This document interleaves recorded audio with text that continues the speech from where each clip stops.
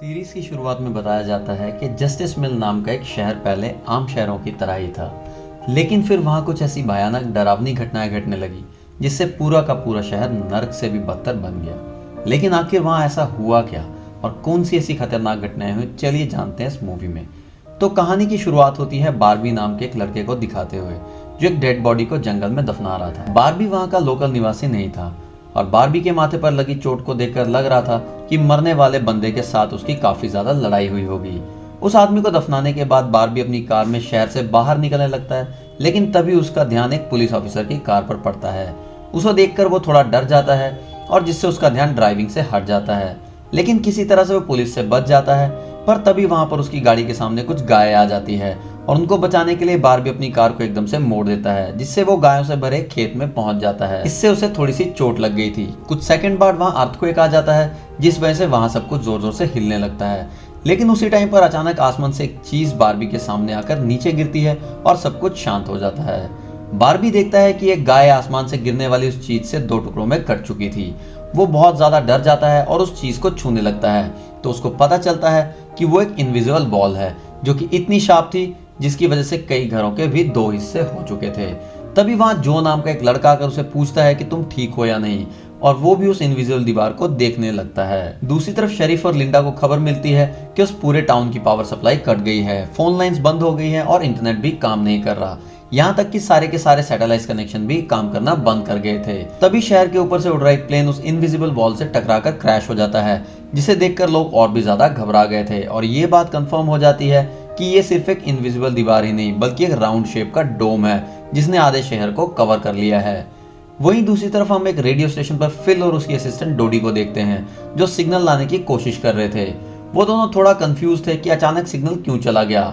यहाँ पर फिल को लगता है कि ये अच्छा मौका है उनके रेडियो सेटिंग को हाई करने का, इसलिए वो दोनों सिग्नल को ठीक करने में लग जाते हैं। वहीं एक फायर ट्रक डोम की दूसरी तरफ से आ रहा था, जिसे देख बारबी ट्रक वाले को इस इनविजिबल वॉल की तरफ इशारा करते हुए उसे रोककर क्रैश होने से बचा लेता है। थोड़ी देर बाद वहां इन्वेस्टिगेशन करने के लिए कुछ पुलिस वाले आते हैं, पर इस इनविजिबल डोम को समझने की उनके बस की बात नहीं थी।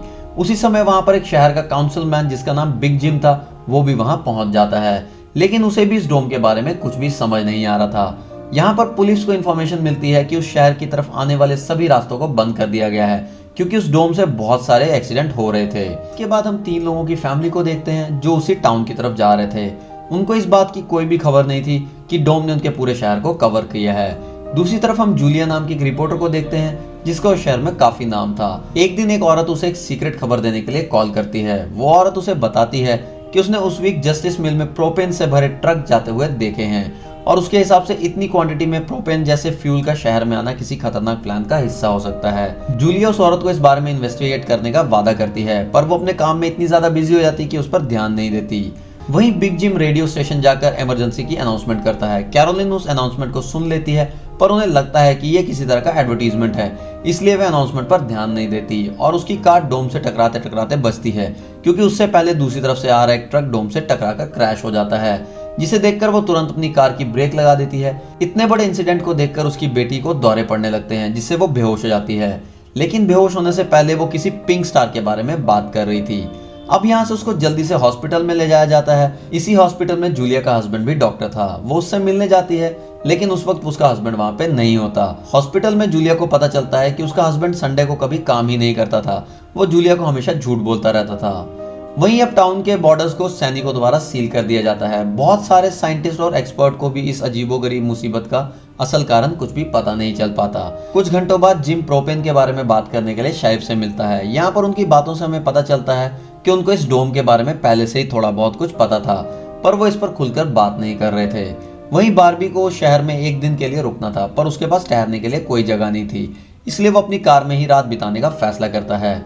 इसी बीच वहां जूली आ जाती है और उसे अपने घर में रुकने के लिए कहती है। फिर सीन शिफ्ट होता है और हम देखते हैं कि टाउन के ऐसे हालात से लापरवाह होकर एक जगह कुछ टीनेजर्स पार्टी कर रहे थे, जिनमें जो भी था। जो एक लड़के से वहां के हालात पर बात करने लगता है, लेकिन अचानक जो को दौरा पड़ने लगता है और वो भी पिंक स्टार के बारे में बोलने लगता है, जैसे कि पहले नौरी ने बोला था।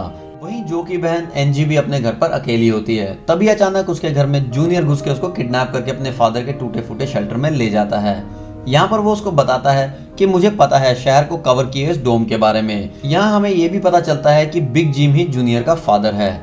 जूनियर एनजी को ये भी बताता है कि उसके फादर अपनी फैमिली की सुरक्षा को लेकर हमेशा चिंतित रहते थे, इसलिए उन्होंने फैमिली के लिए शेल्टर बनाया। वहीं दूसरी तरफ जूलिया बारबी को अपने घर में रहने के लिए लाती है। तभी अचानक बारबी की नजर उसके हस्बैंड की फोटो पर पड़ती है और उसे रियलाइज होता है कि ये वही आदमी है जिसे उसने सुबह मारा था। दूसरी तरफ लिंडा और शरीफ सभी व्हीकल पर नजर रख रहे थे ताकि कोई भी गलती से इस डोम से टकरा ना जाए। तभी अचानक शरीफ को अटैक आ जाता है और वहीं वो मर जाता है। अब यहाँ से हमें सुबह की घटना के फ्लैशबैक के बारे में दिखाया जाता है, जहाँ बारबी टाउन में जूलिया के हस्बैंड से मिलने आया था। वो उनसे कुछ पेमेंट की बात करता है, पर डॉक्टर उसे पेमेंट देने से इनकार कर देता है, जिस वजह से उन दोनों में झगड़ा हो जाता है और एक्सीडेंटली बारबी उसे गोली मार देता है। बारबी जानता था कि भले ही उसने गोली गलती से चलाई है, लेकिन इसकी सजा उसको जरूर मिलेगी, इसलिए उससे बचने के लिए उसने बॉडी को जंगल में दफना दिया। वहीं प्रेजेंट में उठकर सुबह बारबी देखता है कि उसके गले की चेन गायब है, तो वो जूलिया को इसके बारे में पूछता है। जूलिया उससे कहती है कि वो उसको उसकी चेन ढूंढकर दे देगी, पर तभी उसको याद आता है कि वो चेन उसने उस केबिन में ही गिरा दिया था जहां उसने उसके पति को मारा था। उधर जो अपने फ्रेंड बेन के साथ था, जिसने पिछली रात उसकी मदद की थी।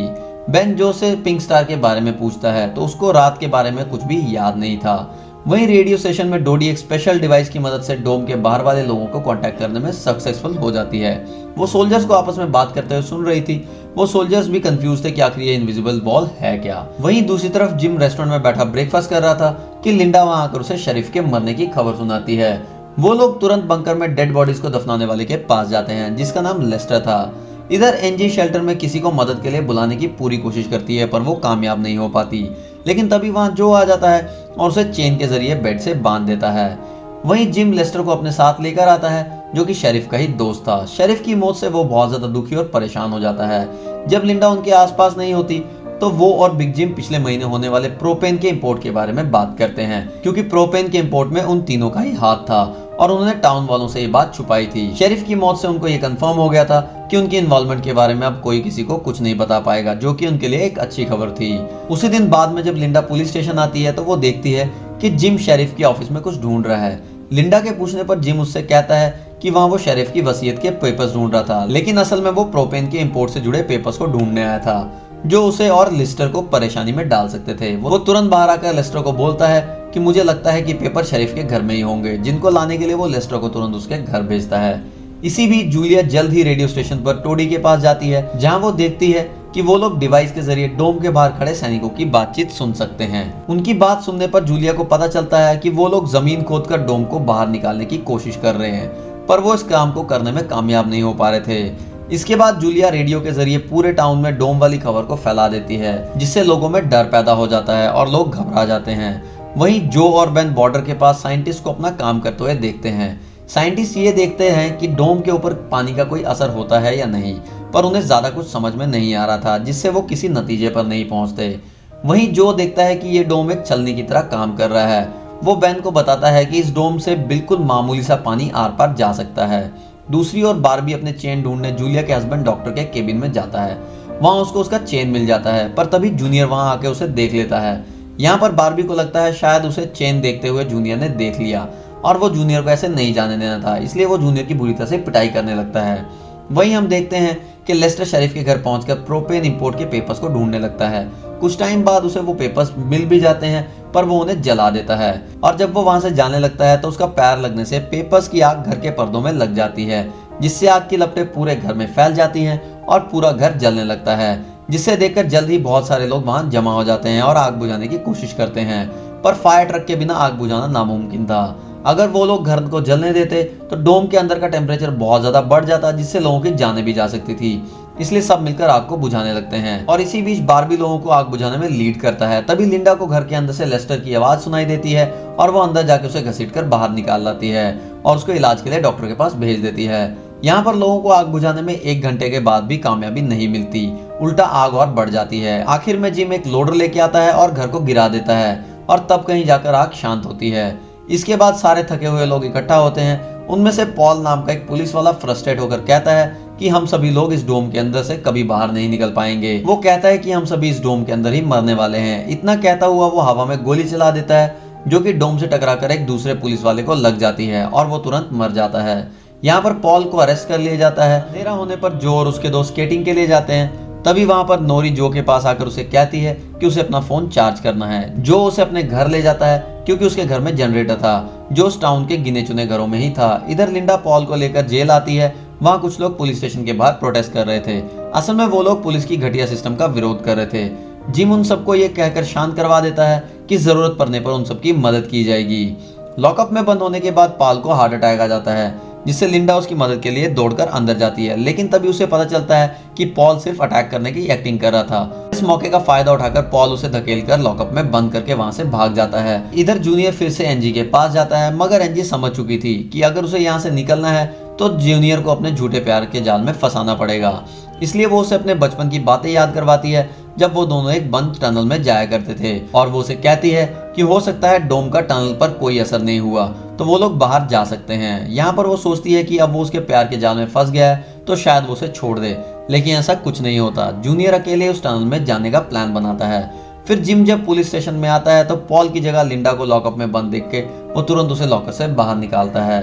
फिर हमें पता चलता है कि पॉल अपने साथ एक राइफल और कुछ गोलियां लेकर गया है।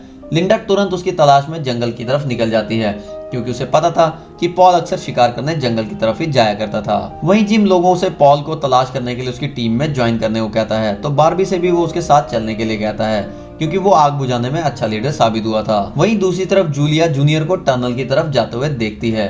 वो उसे रोककर पूछती है कि वो बैकपैक करके कहाँ जा रहा है, लेकिन जूनियर बहुत जल्दी में था और वो कहता है कि मैं बस यहीं आसपास में दोस्त से मिलने जा रहा हूँ, जिससे जूलिया का शक उस पर और भी बढ़ जाता है और वो उसका पीछा करते हुए टनल तक पहुंच जाती है। इधर जो के घर पर जो और नोरी साथ में नाश्ता कर रहे थे, तभी बेन और दो लड़कियों को लेकर उसके घर में आ जाता है जिन्हें फोन चार्ज करना था। इधर जंगल में हम देखते हैं कि सर्च टीम पॉल को ढूंढ लेती है और उसी टाइम पॉल एक लड़के की टांग में गोली मार देता है। दूसरा लड़का भी उसे संभालने के लिए वहीं रुक जाता है, जबकि जिम और बारबी पॉल के पीछे भागते हैं। दूसरी तरफ जूनियर टनल की आखिरी सिरे तक पहुंच जाता है। वहां जाकर उसे पता चलता है कि डोम ने टनल को भी कवर किया हुआ है। वो दीवार को बिल्कुल करीब से पहुंच जाता है, जिससे उसकी टॉर्च जलने लगती है। तभी जूलिया वहां आकर उसे वार्न करती है। जूलिया को देखकर जूनियर को बहुत ज्यादा गुस्सा आ जाता है क्योंकि वो उसका पीछा कर रही थी। इस बात से जूनियर पागलों की तरह इनविजिबल वॉल को पंच मारने लगता है, जिससे जूलिया उसे रोकती है। फिर दोनों बैठकर बात करने लगते हैं। इधर जो के घर लोगों से भर जाते हैं जो अपनी जरूरत के लिए उसके जनरेटर का यूज करने आए थे। एक बदमाश लड़का लोगों से जनरेटर यूज करने के बदले में पैसे वसूलने की कोशिश करता है, जबकि जनरेटर उसका था ही नहीं, लेकिन उसके खिलाफ कोई बोलने की हिम्मत नहीं कर रहा था। ये देखकर नोरी सब कुछ हैंडल करने के लिए आगे बढ़ती है, पर मामला और ज्यादा गर्म हो जाता है। लेकिन इससे पहले कि कुछ गलत होता तभी लाइट चली जाती है और सब वहां से चले जाते हैं। नोरी इस बात से बहुत खुश हो जाती है कि जो ने उस बहस में उसका साथ दिया। वहीं जंगल में बारबी और जिम पॉल तक पहुंच जाते हैं। पॉल ने अपनी राइफल निकाल रखी थी, जिससे वो जिम को मारने ही वाला था कि तभी पीछे से लिंडा आकर उसको शूट कर देती है। दूसरी तरफ कैरोलिन जो के घर जाती है और अपनी बेटी नोरी से मिलती है। वो नोरी से कहती है कि उसे थोड़ा जिम्मेदार बनना चाहिए। उसकी डांट सुनकर नोरी और जो एक दूसरे का हाथ पकड़ लेते हैं, जिससे उनमें एक स्ट्रेंज स्पार्क पैदा होता है और उसी वक्त उन दोनों के दौरे पड़ने लगते हैं। और फिर एक बार वो दोनों किसी पिंक स्टार के बारे में बात कर रहे थे। इधर जूनियर शेल्टर में एनजी के पास जाता है, लेकिन इस बार उसके हाथ में फर्स्ट एड किट थी। एनजी उसके जख्मों पर मरहम पट्टी कर रही थी और चुपके से एक सीजर अपने पास रख लेती है। वहीं हम देखते हैं कि जूलिया और बारबी दिन भर की थकान के बाद घर वापस लौटते हैं, लेकिन जूलिया जूनियर की बातें सुनने के बाद ही बारबी पर शक करने लगी थी। और अब जब बारबी नहाने जाता है तो जूलिया उसका सामान चेक करने लगती है। और इसी के साथ साथ इस सीरीज का ये फर्स्ट पार्ट यहीं पे खत्म हो जाता है।